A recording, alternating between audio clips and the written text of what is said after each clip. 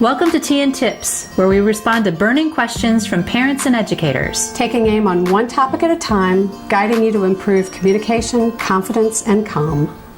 All right, so we got a question that we want to read to you from a mom who says, how do I motivate my inattentive kid to do homework? But then she goes on to say, personally, I don't believe in homework. My kid spends 6 hours at school, gets home after 4 p.m., and then faces 3 to 4 hours of homework a day. So there's no downtime and no time to spend with friends or even just relax. Yeah, so it's hard when our values are questioned. Are out of sync with what's expected. Right. So part of this is about kind of understanding what your child really wants. And so it may be that your child's in line with you and says, I don't want to do homework either.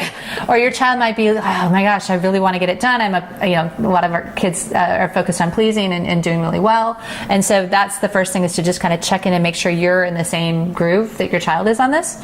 And then the second piece of it is to know that you really do have choices in the matter. And it doesn't always feel like that, because one of the choices probably feels pretty stinky.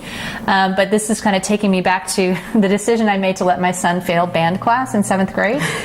And it was one of those it was a lot of work for him to fill out all those little things that said he practiced. And it was sort of ridiculous. Well, and he actually practiced, but it was that he was failing because he wasn't actually turning in this stuff and getting it was just, so we made the choice. And so I think that that's part of it, is just kind of reflecting on what choices you do have and being conscious about that. Well, and what I would add to that is bringing your kid into that conversation, like absolutely. You did. And like my son was in an exam period and was really struggling with a paper that he didn't like the topic, he didn't like the book, he didn't like anything, and he really was having a hard time. And I finally looked at him and I said, so what if you don't write it?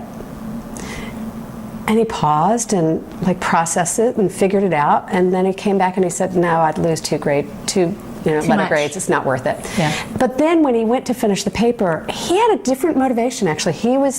It was his decision to do it instead of just something he had to do. Yeah. And that made a huge difference. Tea and Tips videos are for busy parents. Short, sweet, and to the point. To get weekly wisdom delivered to your inbox, sign up for our newsletter below.